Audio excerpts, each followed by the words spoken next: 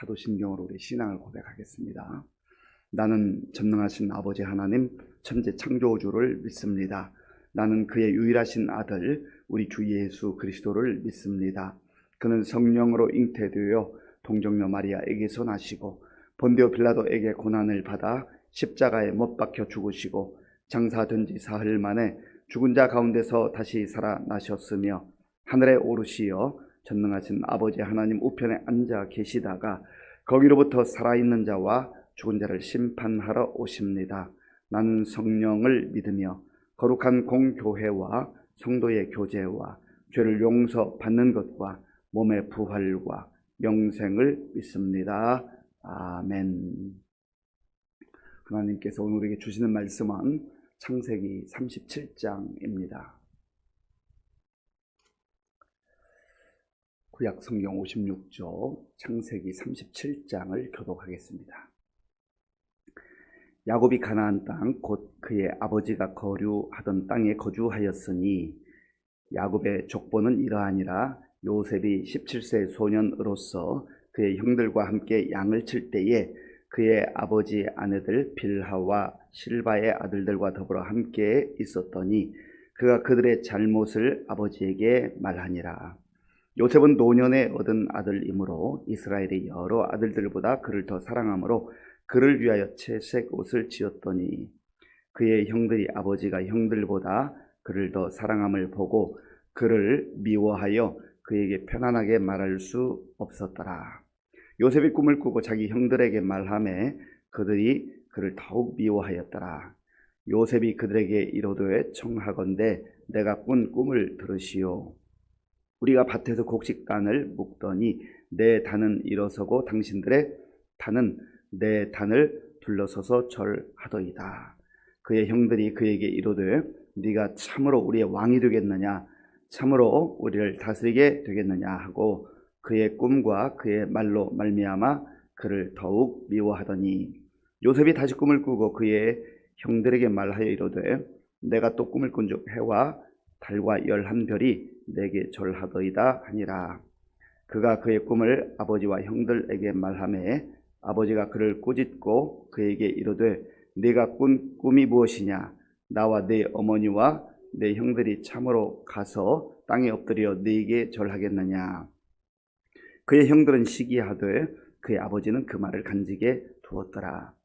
그의 형들이 세겜에 가서 아버지의 양떼를 칠 때에 이스라엘이 요셉에게 이르되 네 형들이 세겜에서 양을 치지 아니하느냐? 너를 그들에게로 보내리라. 요셉이 아버지에게 대답하되 내가 그리하겠나이다. 이스라엘이 그에게 이르되 가서 네 형들과 양떼가 다 잘 있는지를 보고 돌아와 내게 말하라 하고 그를 헤브론 골짜기에서 보내니 그가 세겜으로 가니라.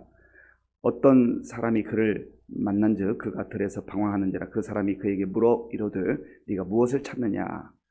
그가 이르되 내가 내 형들을 찾으오니 청하건대 그들이 양치는 곳을 내게 가르쳐 주소서. 그 사람이 이르되 그들이 여기서 떠났느니라. 내가 그들의 말을 들으니 도단으로 가자 하더라 하니라. 요셉이 그의 형들의 뒤를 따라가서 도단에서 그들을 만나니라. 요셉이 그들에게 가까이 오기 전에 그들이 요셉을 멀리서 보고 죽이기를 꾀하여 서로 이르되 꿈꾸는 자가 오는도다. 자 그를 죽여 한 덩이에 던지고 우리가 말하기를 악한 짐승이 그를 잡아먹었다 하자. 그의 꿈이 어떻게 되는지를 우리가 볼 것이니라 하는지라. 르우벤이 듣고 요셉을 그들의 손에서 구원하려 하여 이르되 우리가 그의 생명은 해하지 말자. 르우벤이 또 그들에게 이르되 피를 흘리지 말라. 그를 광야 그 구덩이에 던지고 손을 그에게 대지 말라 하니 이는 그가 요셉을 그들의 손에서 구출하여 그의 아버지에게로 돌려보내려 함이었더라. 요셉이 형들에게 이르매 그의 형들이 요셉의 옷 곧 그가 입은 채색 옷을 벗기고 그를 잡아 구덩이에 던지니 그 구덩이는 빈 것이라 그 속에 물이 없었더라. 그들이 앉아 음식을 먹다가 눈을 들어 본즉 한 무리의 이스마엘 사람들이 길르앗에서 오는데 그 낙타들의 향품과 유향과 모략을 싣고 애굽으로 내려가는지라. 유다가 자기 형제에게 이르되 우리가 우리 동생을 죽이고 그의 피를 덮어둔들 무엇이 유익할까? 자, 그를 이스마엘 사람들에게 팔고 그에게 우리 손을 대지 말자. 그는 우리의 동생이요 우리의 혈육이니라 하매 그의 형제들이 청종하였더라. 그때에 미디안 사람 상인들이 지나가고 있는지라 형들이 요셉을 구덩이에 끌어올리고 은 20에 그를 이스마엘 사람들에게 팔매 그 상인들이 요셉을 데리고 애굽으로 갔더라. 루벤이 돌아와 구덩이에 이르러 본즉 거기 요셉이 없는지라 옷을 찢고 아우들에게로 되돌아와서 이르되 아이가 없도다. 나는 어디로 갈까? 그들이 요셉의 옷을 가져다가 숫 염소를 죽여 그 옷을 피에 적시고 그의 채색 옷을 보내어 그의 아버지에게로 가지고 가서 이르기를 우리가 이것을 발견하였으니 아버지 아들의 옷인가 보소서 하매 아버지가 그것을 알아보고 이르되 내 아들의 옷이라 악한 짐승이 그를 잡아 먹었도다. 요셉이 분명히 찢겼도다 하고 자기 옷을 찢고 굵은 배로 허리를 묶고 오래도록 그의 아들을 위하여 애통하니 그의 모든 자녀가 위로하되 그가 그 위로를 받지 아니하여 이르되 내가 슬퍼하며 스올로 내려가 아들에게로 가리라 하고 그의 아버지가 그를 위하여 울었더라. 그 미디안 사람들은 그를 애굽에서 바로의 신하 친위대장 보디발에게 팔았더라. 아멘. 36장에서는 에서의 족보, 그의 별명인 에돔의 족보를 우리가 묵상했습니다. 에서가 가서 지냈던 지역은 요단강 동편에 있었던 세일산 근처라고 말씀을 드렸습니다. 그런데 오늘 이제 그의 동생 야곱의 그 족보가 나오는데요. 오늘 1절과 2절을 제가 한번 읽겠습니다. 야곱이 가나안 땅 곧 그의 아버지가 거류하던 땅에 거주하였으니 야곱의 족보는 이러하니라. 요셉이 17세 소년으로서 그의 형들과 함께 양을 칠 때에 그의 아버지 아내들 빌하와 실바의 아들들과 더불어 함께 있었더니 그가 그들의 잘못을 아버지에게 말하더라. 아멘. 야곱이 어디에 있었다고요? 가나안 땅. 거주하는 땅이 참 중요합니다.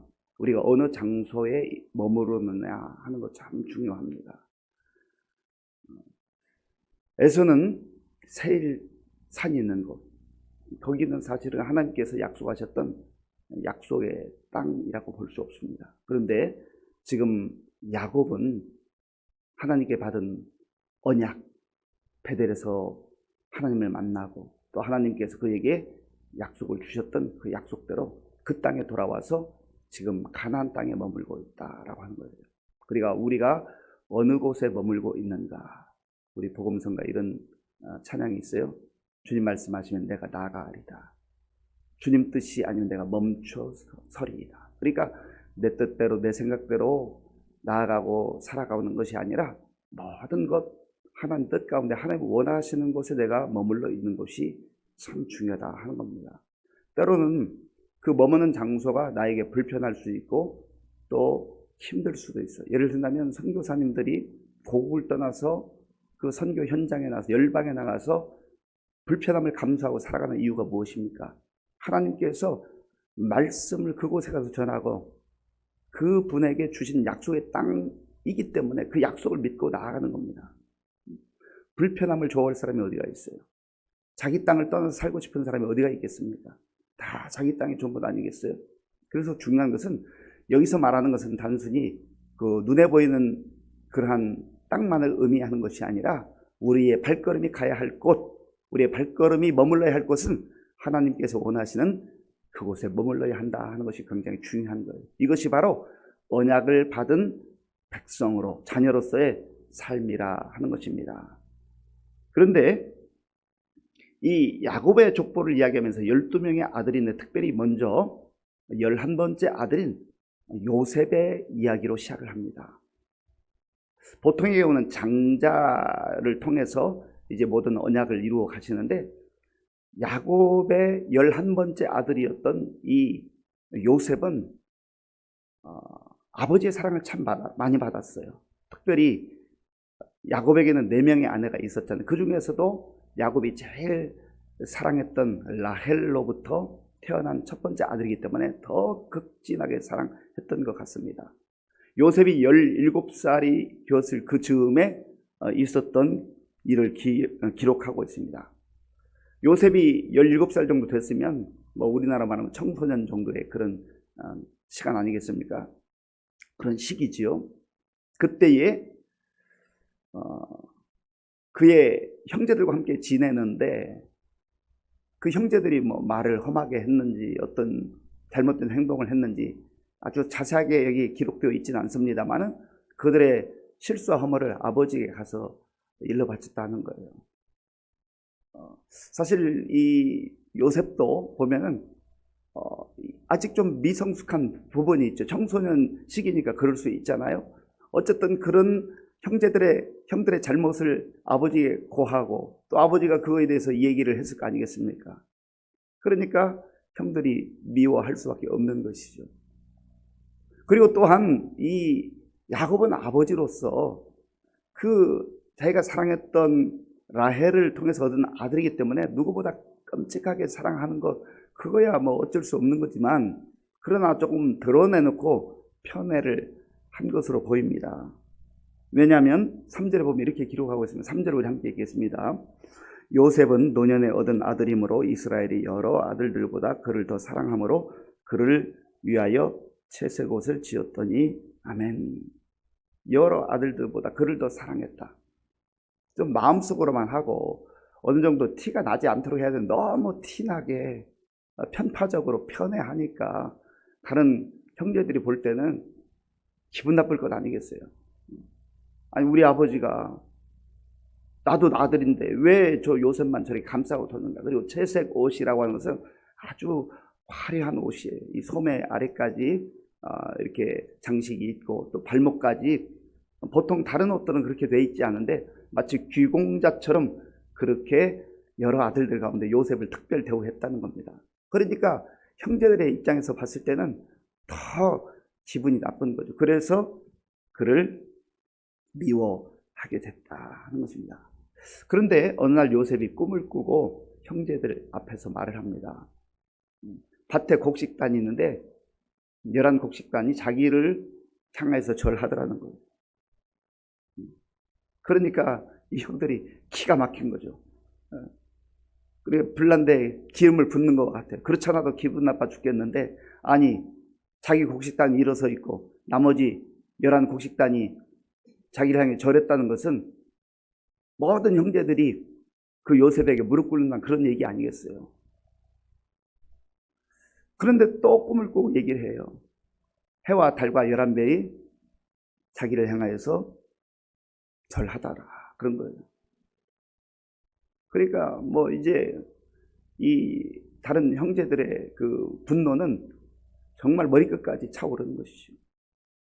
그런데 아버지 야곱이 여기에서 그 이야기를 듣고 한마디 주의를 줍니다. 자, 본문 10절 11절 제가 읽겠습니다. 10절 11절입니다. 그가 그의 꿈을 아버지와 형들에게 말하며 아버지가 그를 꾸짖고 그에게 이르되 내가 꾼 꿈이 무엇이냐? 나와 네 어머니와 네 형들이 참으로 가서 땅에 엎드려 네게 절하겠느냐? 그의 형들은 시기하되 그의 아버지는 그 말을 간직해 두었더라. 아멘. 그 요셉의 미성숙함을 나무라면서도 아하 이것은 필시 하나님께서 주신 꿈이구나 라고 하는 것을 야곱이 그의 마음에 간직한 거예요. 그것을 드러내놓고 말함으로 인하여서 형제들의 분노를 산 것은 그거는 뭐 요셉이 조금 지혜롭게 행동했다라고 말하기는 어렵잖아요.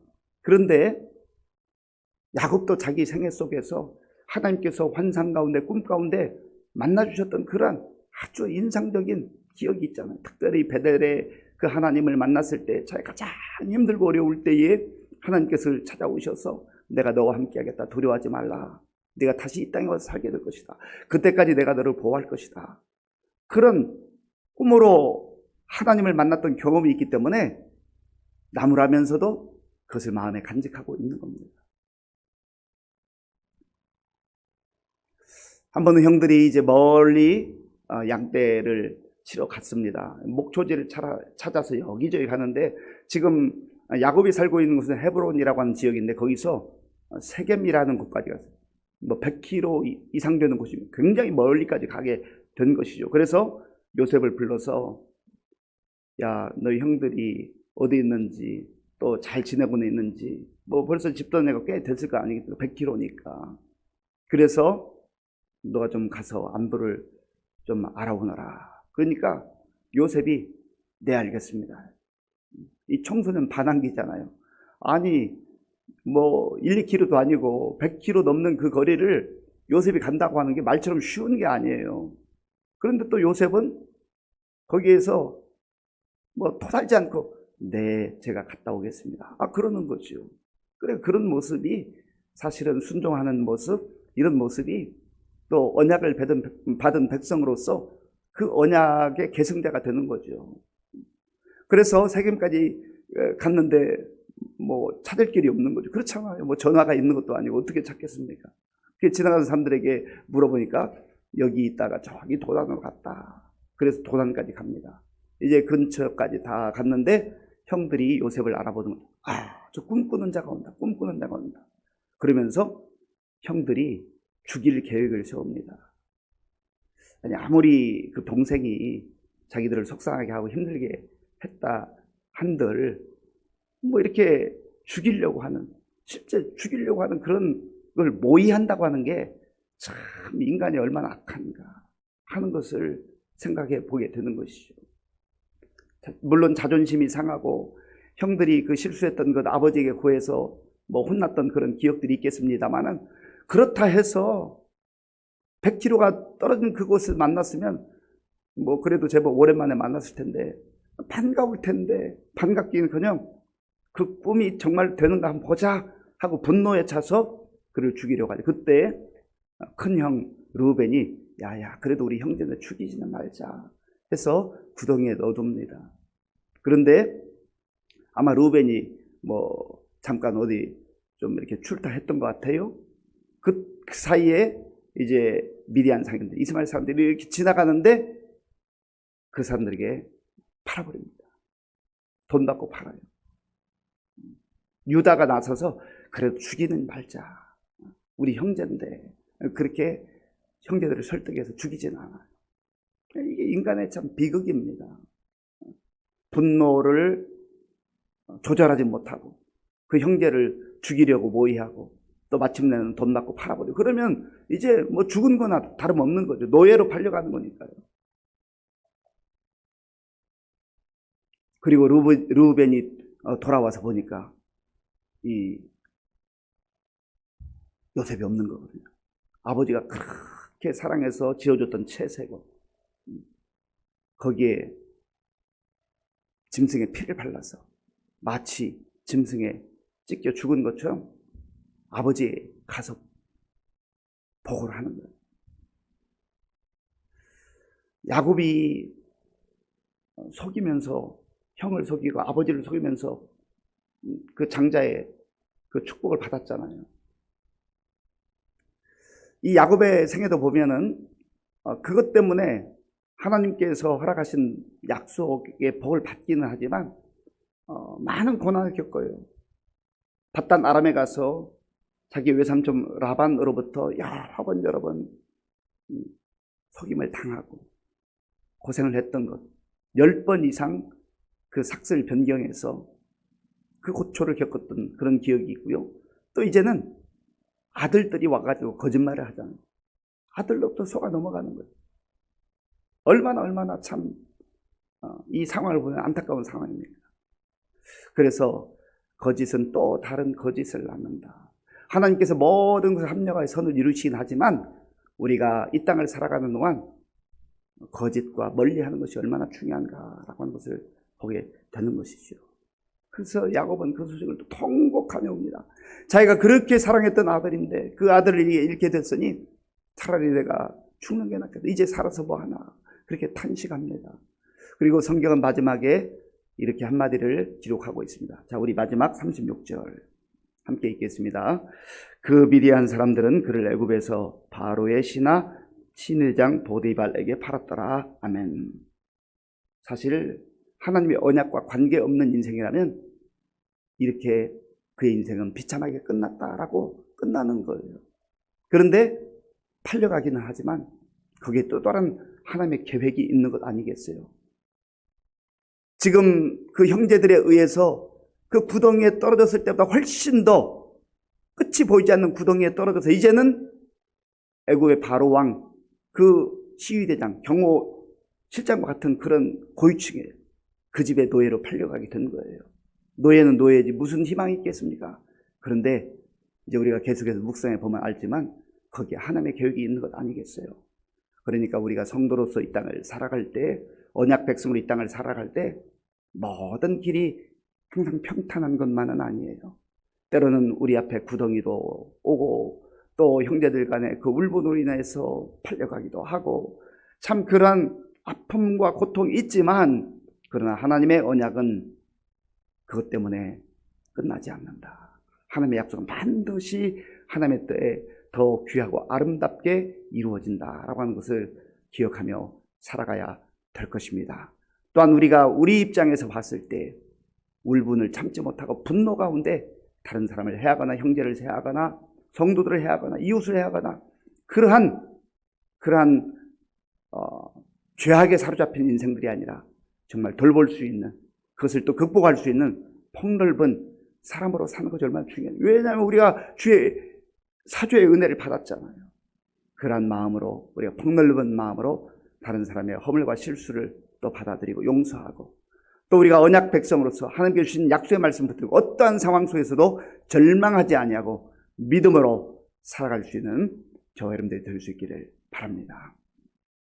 아버지 하나님 감사합니다. 오늘 우리에게 새 날을 허락해 주시고 하나님께 주신 약속의 말씀을 마음에 새기며 또 기도하고 그 말씀 따라 살기를 원하오니 주여 오늘도 주의 성령께서 우리의 마음과 생각을 붙들어 주시옵소서. 예수님의 이름으로 기도하옵나이다. 아멘. 주기도문으로 예배를 마치겠습니다. 하늘에 계신 우리 아버지, 아버지의 이름을 거룩하게 하시며 아버지의 나라가 오게 하시며 아버지의 뜻이 하늘에서와 같이 땅에서도 이루어지게 하소서. 오늘 우리에게 일용할 양식을 주시고 우리가 우리에게 잘못한 사람을 용서하여 준 것 같이 우리 죄를 용서하여 주시고 우리를 시험에 빠지지 않게 하시고 악에서 구하소서. 나라와 권능과 영광이 영원히 아버지의 것입니다. 아멘. 우리의 발걸음이 하나님이 원하시는 그 자리에 있는가? 언약의 땅, 하나님이 원하시는 그 장소, 그곳에 우리의 발걸음이 머물러야 합니다. 그곳으로 나아가야 합니다. 그리고 우리가 울분과 분노 가운데 살아서는 안 되고 그걸 예수 그리스도는 해결하고 또 약속의 말씀 붙들고 그렇게 살아갈 수 있도록 우리 앞에 시련과 역경이 닥쳐와서 완전히 끝난 것 같아도 약속을 붙들고 사는 인생은 아무리 시련과 역경이 있어도 그게 끝이 아니다. 하나님의 섭리가 있다는 것을 믿고 그렇게 믿음으로 살아갈 수 있기를 바랍니다. 나라와 민족을 위해서 또 우리 교회 많은 어르신들, 환우들을 위해서 우리 다음 세대를 위해 기도할 때 이제 내일부터 우리 아동부 여름 성경학교 시작되는데 이외에도 계속해서 진행되는 우리 유치부 또 청소년부, 청년부의 성경학교 수련을 위해서 기도해 주시기 바랍니다. 이들을 위해서 정말 정성으로 사랑으로 양육하는 우리 교육자들과 선생님들을 위해서 기도해 주시기 바랍니다. 환우들 가운데 특별히 우리 강명규 집사님 너무나 극심한 통증으로 인해서 지금 투병 가운데 있음을 위해서 기도해 주시고 또 박지현 군사님을 위해서도 기도해 주시기 바랍니다. 군 복무 중 우리 청년들을 위해서 또 세계 열방에 나가 도움주가는 우리 선교사님들을 위해서 기도해 주시고 또 제 막내도 이제 내일 모레 금요일 날 한국에 도착할 예정인데 그 모든 일정과 하나님 함께 하시도록 오늘 저녁에 있는 수요 기도에 많은 성도들 나와서 기도해 주시도록 우리 함께 기도하겠습니다.